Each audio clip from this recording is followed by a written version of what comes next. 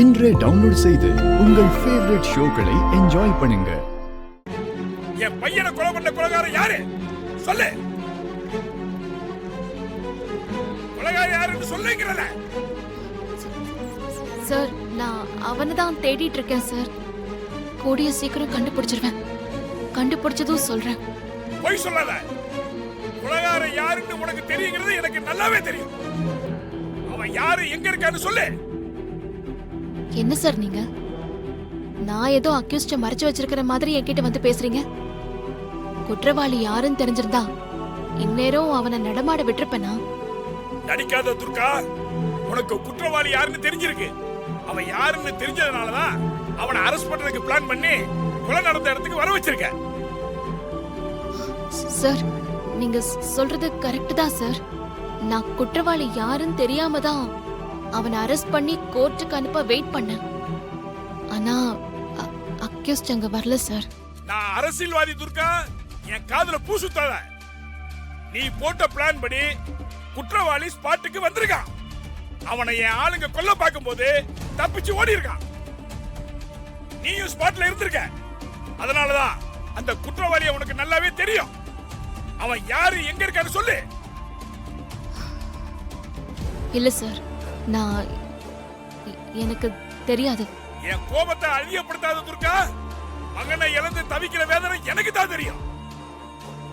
என் மகனை கொலை பண்ண கொலைகாரன் யாரு? மரியாதையா உண்மையை சொல்லு. சத்தியமா எனக்கு தெரியாது சார். குற்றவாளி யாருன்னு தெரிஞ்சா கண்டிப்பா அவனை அரெஸ்ட் பண்ணி சட்டத்துக்கு முன்னாடி நிப்பாட்டுவேன். உங்ககிட்ட நான் ஒப்படைக்க மாட்டேன் சார். நீ நினைக்கிறது நடக்காது துர்கா. என் பையனை கொலை பண்ண கொலைகாரனை நான் கண்ட துண்டமா வெட்டுவேன். அவனை உன்னால காப்பாற்றவே முடியாது.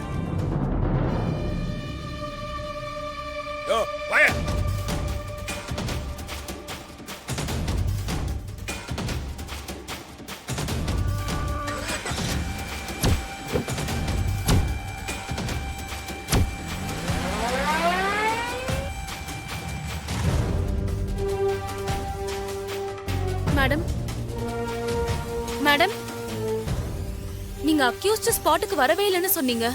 ஆனா மினிஸ்டர், அக்யூஸ்ட் அங்க வந்தா அவரோட ஆட்களை அவனை துரத்துனதா சொல்றாரு.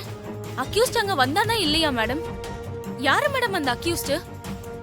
மினிஸ்டர் ஏதோ மகனை எழுந்த வேதனையில அப்படி பேசிட்டாரு. அக்யூஸ்ட் அங்க வரவும் இல்ல, நான் அவனை பார்க்கவும் இல்ல. சரி, கொலை நடந்த ஸ்பாட் ஃபிங்கர் பிரிண்ட்ஸ்லாம் எங்க இருக்கு? அந்த ஃபைல் எடுத்துட்டு வாங்க. Okay madam. இந்தாங்க மேடம்.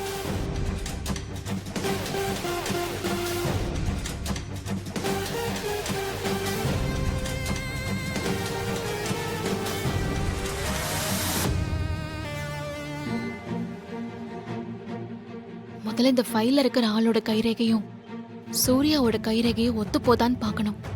அப்பதான் ஒரு முடிவுக்கு வர முடியும்.